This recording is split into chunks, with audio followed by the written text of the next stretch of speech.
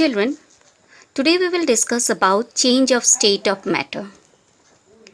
We all know from our observation that water can exist in three states of matter: solid as ice, liquid as water and gas as water vapor. हम सब ने देखा है पानी तीन states में available होता है. एक है आइस जो कि सॉलिड है, लिक्विड वाटर के रूप में और गैस वाटर वेपर के रूप में.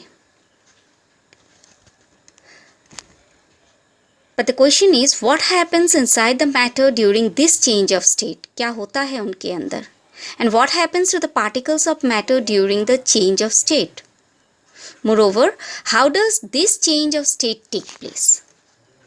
The change of state of matters depend mainly on two factors. First one is temperature, then pressure. When a solid is heated, it changes into its liquid form. And when a liquid is heated, it changes into gas. The vice versa, when a gas is cooled, it changes to liquid. When a liquid is cooled, it changes to solid. As we all have observed that when we keep water inside the refrigerator, water gets cooled and it is converted into ice. And when we supply heat to water, that is when we boil it, the water becomes water vapor or steam. Again, if we cool the steam, it changes into water. If water is cooled, it changes into ice. Thus, one state gets converted into other state. What happens to the particles of matter during the change of state? Children, as we all know that the particles of solid are very tightly packed. There is almost no space between the particles. When a solid is heated, the particles, they start losing the attraction between them and they start moving. And when a liquid is heated, the particles move even faster.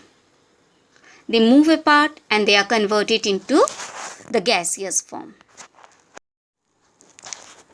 On increasing the temperature of solids, the kinetic energy of the particles increases. Due to increase in kinetic energy, the particles start vibrating with greater speed and begin to move more freely. Then at a particular temperature, the solid melts and changes into liquid. This process of melting is also known as fusion. The temperature at which a solid melts is called its melting point. The melting point of ice is 0 degrees Celsius or 273 Kelvin. The melting point of a solid is an indication of the strength of the force of attraction between its particle. मतलब particles के बीच का attraction जितना ज़्यादा होगा उतना ही उसको तोड़ना मुश्किल होगा और उतना ही ज़्यादा उसका melting point होगा. So melting point indicates the strength of the force of attraction between the particles of a matter.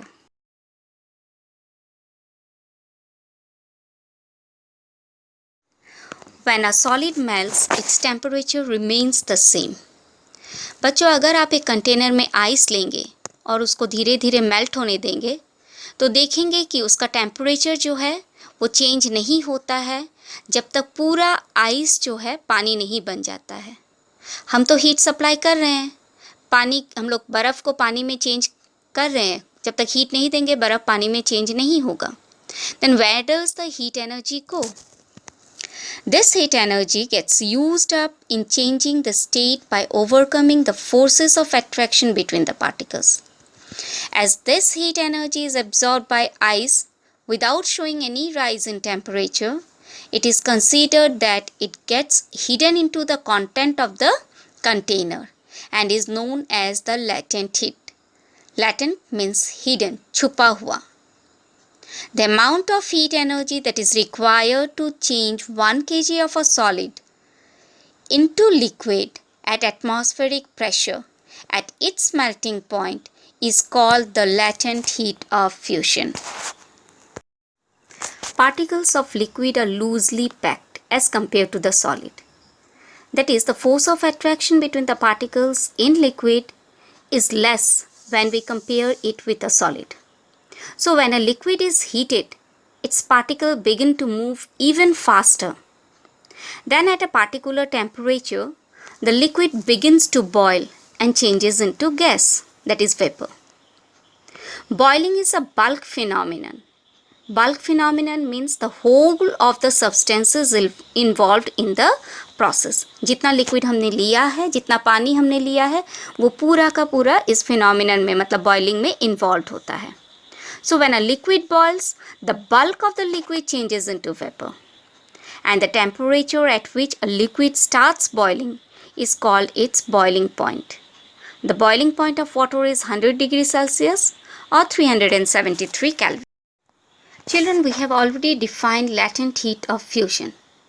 Let us now define latent heat of vaporization.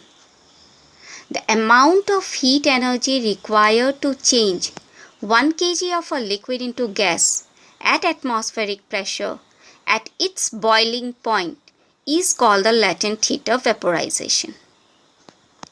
The particles in steam, that is water vapor, at 373 Kelvin, that is 100 degrees Celsius, have more energy than water at the same temperature.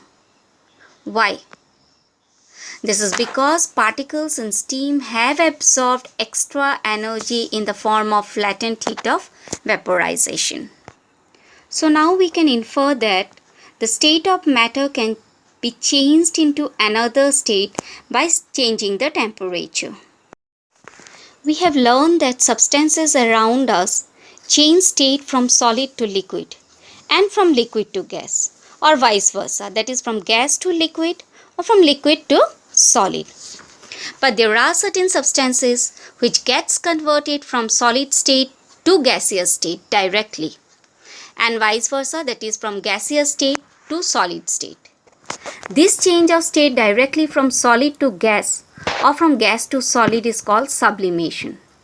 A very good example of sublimation is solid camphor, जो कर्पूर हम घर में use करते हैं. कर्पूर को आरती उतारते समय आप लोगों ने देखा होगा, कर्पूर जब जलाया जाता है, कर्पूर डायरेक्टली वेपर बन जाता है. So if solid camphor or ammonium chloride is heated, it changes into vapor. And if the vapor are cooled, it changes into solid. इसका एक एक्टिविटी दिया हुआ है. अगर हम एक डिश में, चाइना डिश में अमोनियम क्लोराइड ले और उसको हीट करें, तो ammonium chloride will be converted into its vapour form. और जहाँ हम लोग जिस चाइना डिश पे हम लोग हीट कर रहे हैं उसको अगर एक फनल से ढक दे, we have already learned that the differences in various states of matter is due to the difference in the distances between the particles of the matter. Now what will happen when we start putting pressure and compress a gas? When pressure is applied on a gas, the particles come closer and the gas changes into liquid. We can liquefy gases by applying pressure and reducing the temperature. Compressed petroleum gas, which is commonly known as LPG, that is liquefied petroleum gas, is a very good example of this process. LPG is widely used as fuel to cook food in our household. Oxygen, hydrogen, nitrogen, helium, etc. are also compressed to liquefy and used for many purposes. Oxygen is used for industrial and medicinal purposes after being liquefied. Have you heard of solid carbon dioxide? Solid carbon dioxide is compressed form of carbon dioxide and is called dry ice.